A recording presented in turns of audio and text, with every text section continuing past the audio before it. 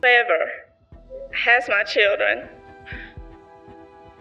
that they please bring them home. Plead to the American public that you please do not give up on these two little boys in the search for their return safe home to us. Red light, and just out of nowhere, this black guy came up and we just opened the door and jumped in the car, and he had a gun, and he had it pointed in my side and told me to drive, and so I did. And when I tried to ask him why he was doing this or whatever, he just told me to shut up or he'd kill me. So I just kept driving. My babies were in the back seat and they were crying. And I tried to tell him everything was gonna be okay. He told me to get out, and I said, well, can I get my children? And he said no. He said, I don't have time for that. I do understand why they're having to do what they're doing. I'm all they have. Right now, they have not been able to rule anyone out. I don't think I'm any more of a suspect than anyone in this case right now. 9 days later, there was shock and anger when it was revealed the 23-year-old mother had strapped her children in their car seats and sent them to a watery grave. It was a frigid November night when the dark, murky waters of John D. Long Lake finally gave up their horrifying secret. As the heavy tow cable tightened, a red 1,990 Mazda Protege slowly breached the surface. The crowd of investigators standing on the muddy bank held their breath. Inside the submerged vehicle, perfectly strapped into their car seats, were 3-year-old Michael and 14-month-old Alex. For 9 agonizing days, the entire nation had been hunting a phantom, a ruthless carjacker who allegedly stole the vehicle with the boys still inside. But as police wiped the mud from the windows, a chilling realization set in. The kidnapper they were looking for didn't exist. The nightmare was only just beginning. The 25th of October 1994, the small, close-knit town of Union, South Carolina, was wrapped in the quiet chill of an autumn evening. Most families had already locked their doors and settled in for the night. But the peaceful silence of the neighborhood was violently shattered by the sound of frantic, relentless pounding on the front door of a local residence. It wasn't just a casual knock. It was the chaotic, desperate hammering of someone fighting for their life. Standing on the porch under the dim porch light was 23-year-old Susan Smith. She was hyperventilating, tears streaking down her flushed face, her entire body trembling with what looked like unimaginable terror. As the door swung open, Susan could barely catch her breath to articulate the horror she had allegedly just survived. She spun a terrifying tale straight out of a parent's darkest nightmare. Susan claimed she had been stopped at a red light at a deserted intersection when an unidentified black man, armed with a gun, suddenly yanked open the passenger door and forced his way into her burgundy Mazda Protege. She reported that he pressed the weapon against her side, demanding she drive. After miles of terror, he forced her out of the vehicle on a desolate stretch of rural highway, but the car wasn't empty. Still strapped tightly into their car seats in the back were her 2 young sons, 3-year-old Michael and 14-month-old Alex. Susan claimed she begged the gunman to let her get her babies out, but he coldly replied that he didn't have time, speeding off into the pitch-black night and taking her entire world with him. Pure panic instantly consumed the house. The neighbor rushed to the telephone, her hands shaking as she dialed 911, while Susan collapsed in a heap of hysterics in the living room. The raw audio from that emergency dispatch call remains absolutely blood-chilling. Yeah, there's a lady that come up that door, and some guy jumped into a red light with her car, with her 2 kids in it, and he took off, and she got out of the car here at our house. And he's got the kids? Yes, ma'am, in her car. And she's real hysterical, and I just decided I need to call the law and get them down here. Get them going, Pam. I got 2 kids. Within minutes, the piercing wail of sirens shattered the night as a swarm of police cruisers descended upon the quiet street. Chaos ensued. Roadblocks were hastily erected across the county, and a frantic, all-hands-on-deck manhunt was launched. The atmosphere was thick with a suffocating, community-wide dread. I gotta be honest with you, when you hear a mother screaming for her babies like that, your first instinct is to help. You don't question it. You feel her terror in your own chest, and you do whatever it takes to bring those boys home. Little did they know, they were being dragged into a sinister web of lies.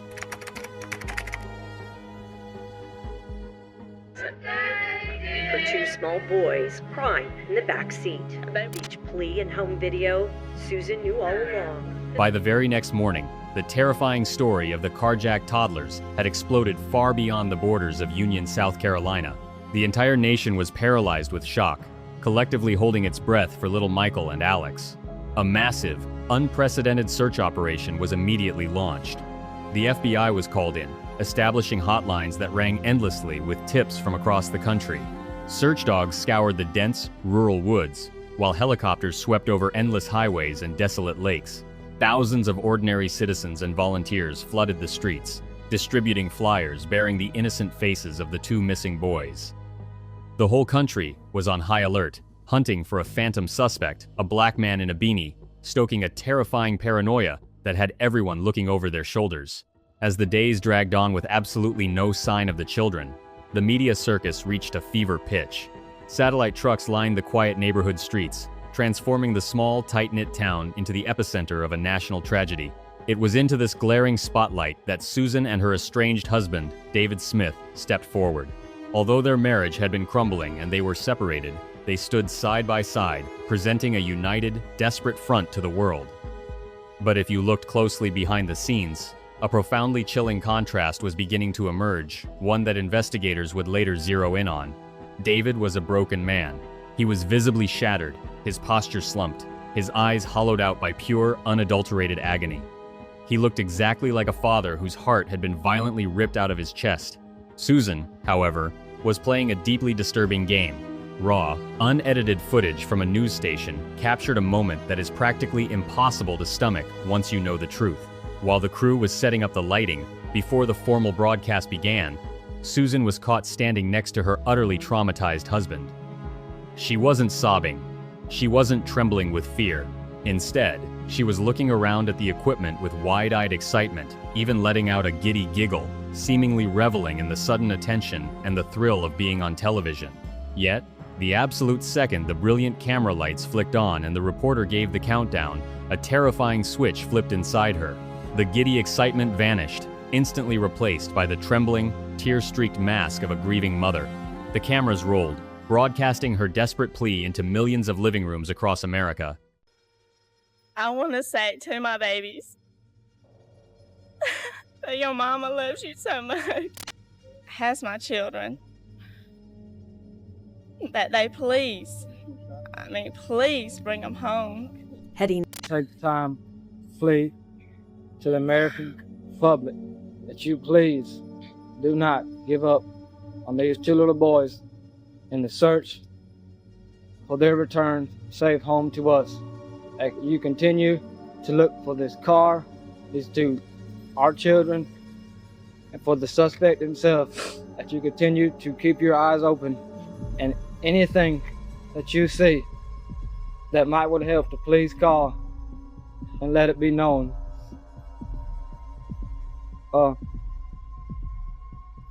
We ask that you continue to pray for me and my wife and for our family. But most of all, that you continue to pray the American public, continue to pray for Michael and Alex, that they are returned home safely to their mother and father and the family members who love them so much. That you pray most of all for them, and that they are being taken care of, and that they are safe, and that they will return home safely. She sat there, holding her devastated husband's hand, staring into the camera, and lied to the entire world. Does this make your blood boil too?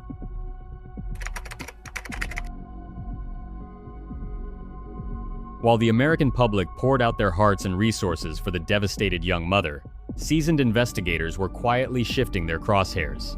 Behind closed doors, Susan's perfectly rehearsed narrative was rapidly unraveling. Detectives began meticulously retracing her timeline, and almost immediately, glaring red flags started popping up everywhere.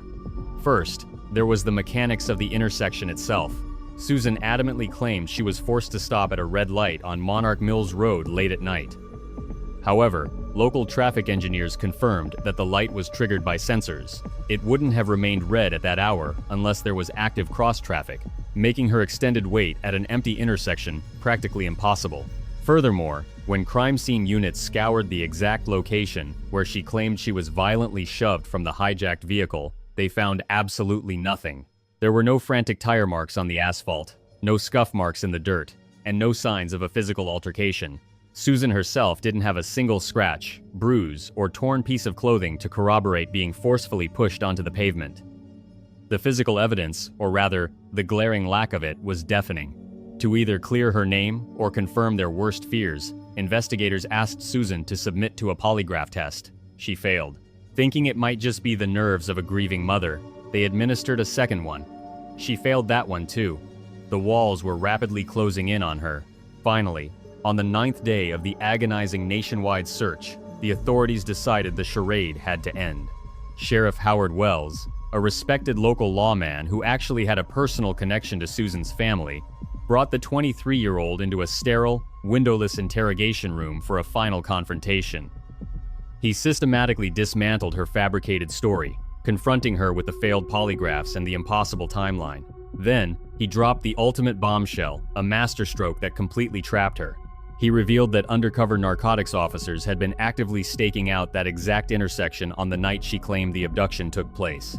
They had eyes on the road the entire time. There was no struggle. There was no black man with a gun. There was no carjacking. Cornered, with the crushing weight of her own lies suffocating her, the fragile facade finally cracked. In a moment of sheer desperation, she asked Sheriff Wells to pray with her. He obliged, bowing his head in the tense, heavy silence of the interrogation room. As the prayer ended, the atmosphere shifted. The game was over. Sheriff Wells. Susan, I know you're lying. The story doesn't add up. He looked straight into her eyes, his voice steady, carrying the weight of the undeniable truth. Susan, it is time. Susan dropping her head, sobbing. You don't understand. My children are not all right. This is where the story takes a dark turn. The carjacker was a ghost. The monster they were looking for was the mother herself. Susan Smith has been arrested and will be charged with 2 counts of murder in connection with the deaths of her children. Following her chilling confession, Susan directed authorities to the exact spot she had tried so desperately to hide, the desolate boat ramp at John D. Long Lake. This brings us right back to that horrifying moment on the muddy bank. Under the harsh, blinding glare of police floodlights, the tow truck's winch groaned as it slowly dragged the red 1990 Mazda Protégé from the suffocating, murky depths. When the water poured out of the shattered windows, the worst fears of an entire nation were fully realized. Michael and Alex hadn't been taken by a violent stranger. They had been trapped in their own family car, perfectly strapped into their car seats, waiting for a mother who was never coming back to save them. The details that emerged from the autopsy and subsequent investigation are completely devastating. The medical examiner confirmed a brutal truth. The boys didn't die before the car hit the water. They were fully alive, conscious, and terrified as the freezing lake water violently rushed into the cabin. According to the timeline pieced together by investigators, as Susan parked on the steep incline of the boat ramp, sensing something was terribly wrong in the dark, 3-year-old Michael looked up and innocently asked, "Mommy, where are we going?" She didn't answer him. Instead, she coldly stepped out of the vehicle, reached back inside to shift the gear into neutral, release the parking brake, and shut the door. As the heavy car rolled down the concrete ramp and plunged into the black water, drifting for several feet before finally sinking, Susan didn't scream. She didn't dive in to break the glass. She simply turned her back, walked up the embankment, and vanished into the night, leaving her own flesh and blood to slowly drown in absolute darkness. But the tragedy of Susan Smith didn't end at the edge of that lake. The collateral damage of her sinister lie ripped the entire community apart. By specifically fabricating a story about a black man carjacking her at gunpoint, Susan deliberately weaponized racial prejudice to meticulously cover her tracks. For 9 agonizing days, the black community in Union, South Carolina was subjected to a living nightmare. Law enforcement aggressively scoured the streets, pulling over innocent black men, subjecting them to intense interrogations, and treating everyday citizens like child murderers. She ignited a dangerous racial firestorm, exploiting historic tensions and casting a dark shadow of unwarranted suspicion over countless innocent people, all to protect her own twisted secret. Imagine being David, Finding out the woman you were comforting on TV actually stood by a lake and watched your babies drown. How do you even begin to recover from a betrayal like that?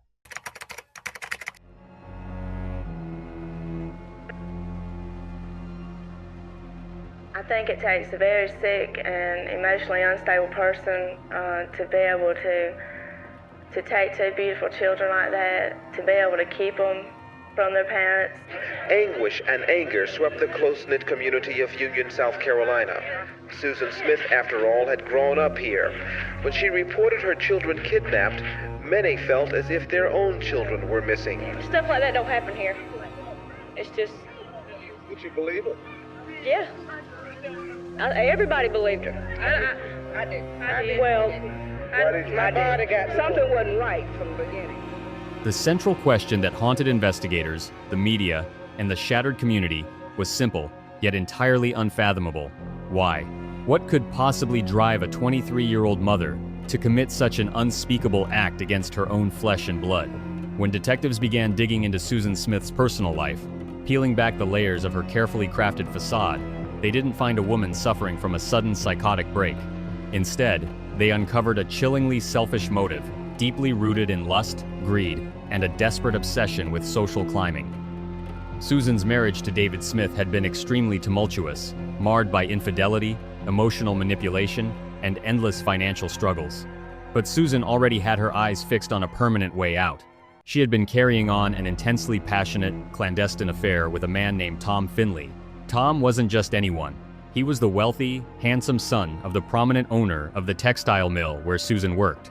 For Susan, Tom represented everything she desperately craved: money, elevated social status, and a glamorous escape from her mundane, working-class life in Union. She was completely infatuated, heavily convinced that he was her golden ticket to a brand new, affluent lifestyle. There was only one massive problem. Tom didn't want the baggage. Just days before the horrific murders took place, Tom had decided to officially end their romance. He sent Susan a devastating Dear Jane letter that would later become one of the most damning pieces of evidence in the entire investigation. In the handwritten letter, Tom was brutally honest about his reasons for breaking it off. He explicitly wrote, "I do not want children, and I don't want the responsibility of your children either." For a normal, loving mother, a letter like that would simply mean the end of a toxic relationship. You pack up your pride, hug your kids a little tighter, and move on. But Susan's mind operated with a terrifying, twisted logic. She didn't view Tom as the problem. She viewed 3-year-old Michael and 14-month-old Alex as the burdensome obstacles standing between her and the lavish life she believed she deserved. In her sinister calculation, if the children were permanently removed from the equation, Tom would welcome her back with open arms. If you ever find yourself trying to rationalize her actions, thinking that perhaps this was a tragically botched suicide attempt or a split-second moment of overwhelming panic, the physical evidence pulled from the murky depths of John D. Long Lake proves otherwise. This wasn't a sudden mental collapse. It was a methodical, cold-blooded house cleaning. When crime scene investigators popped the trunk of that submerged red Mazda, they made a discovery that sent shivers down the spines of even the most hardened detectives. Stuffed inside the trunk, completely soaked in muddy lake water, was Susan's white wedding dress and the wedding photo album from her marriage to David. She wasn't just getting rid of her kids in a moment of despair. She had meticulously packed up the physical remnants of her past, treating her marriage and her children like disposable garbage to be tossed into a watery grave. She was systematically erasing her entire family history so she could walk away with a clean slate for her wealthy lover. What struck me the most was the sheer calculation of it all. Packing her wedding dress into that trunk shows this wasn't a frantic, panic-driven move. She chose a guy over her own flesh and blood.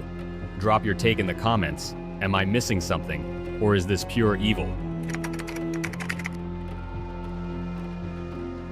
By July 1995, the sleepy, quiet town of Union, South Carolina had been completely overrun.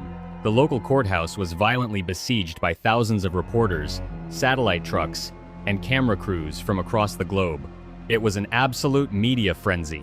Journalists were literally renting out storefronts, camping on sidewalks, and even hiding in the trees just to catch a glimpse of the woman who had been officially dubbed the most hated mother in America.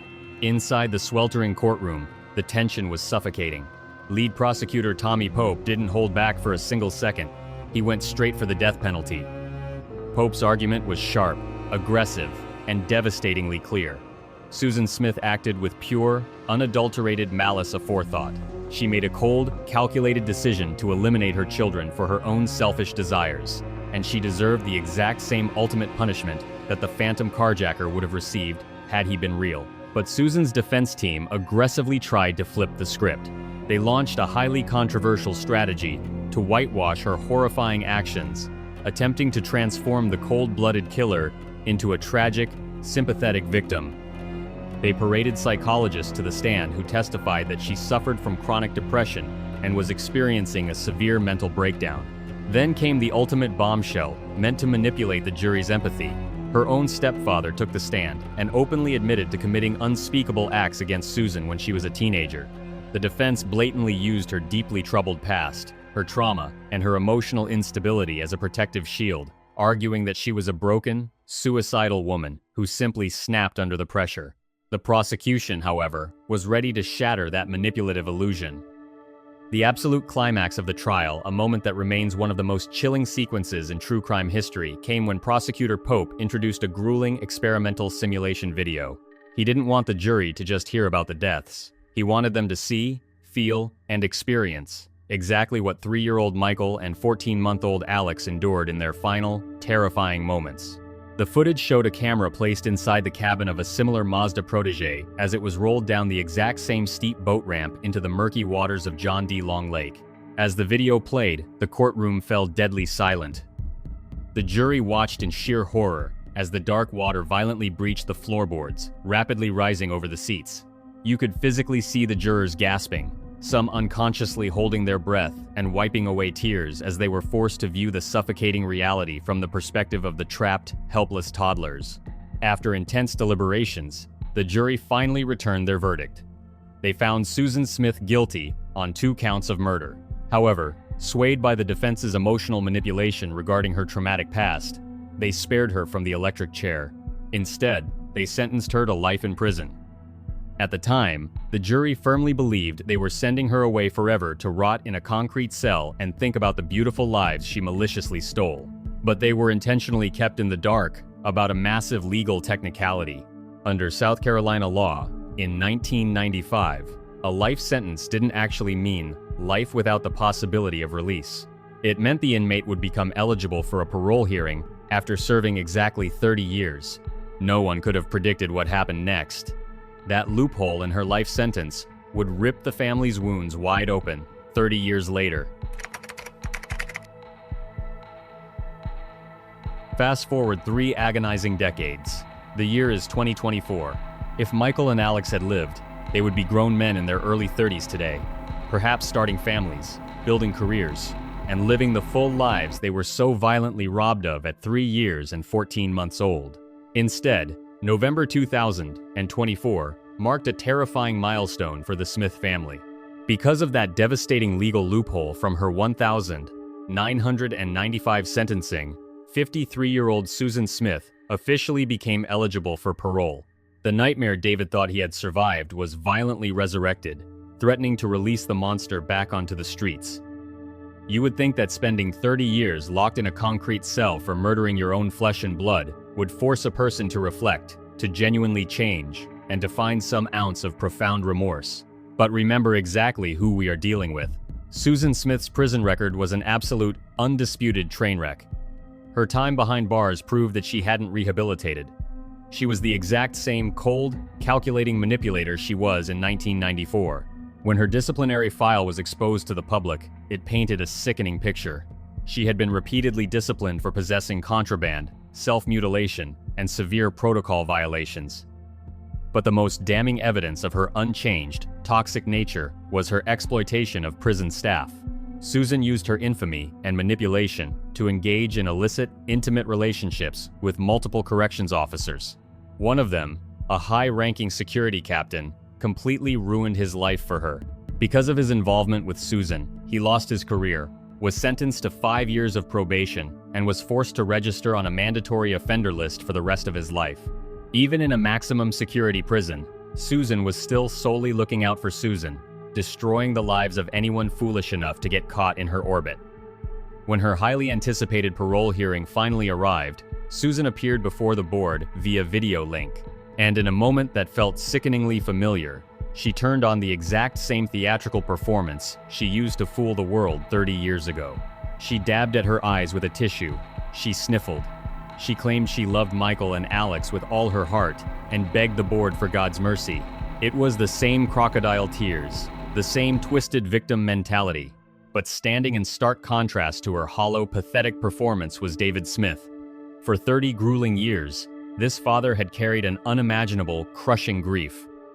He had battled through dark depressions and overwhelming pain just to stay alive for this exact moment. He walked into that hearing room with a photo of Michael and Alex proudly pinned to his lapel, making absolutely sure the parole board had to look right into the eyes of the true victims. David didn't mince his words. He delivered a fierce, unflinching, and heartbreakingly powerful statement. He reminded the board that this wasn't some tragic accident or a fleeting mistake. Susan made a deliberate, conscious choice to end his children's lives. He looked the board members in the eyes and pleaded with them not to let her out, not today, not ever. The parole board didn't need long to see right through Susan's fabricated facade. After a mere 40 minutes of deliberation, they returned with a swift and absolute hammer blow to her hopes of freedom. The vote was a 100% unanimous decision. Parole denied. There would be no second chance. There would be no walking free. Susan Smith was immediately stripped of her delusions. The screen faded to black, and she was sent right back to her cell where she belongs. Finally, after 30 years of unimaginable pain, justice stood firm. David could breathe a little easier knowing the woman who murdered his boys wasn't walking free. What do you guys think? Does this ending bring you any sense of relief? I'll keep digging if there's more to uncover. If you want to support the channel and see more deep dives into cases like this, please hit that subscribe button, leave a like, and turn on notifications so you never miss an upload. Thanks for watching and for all the comments you guys make this worth it.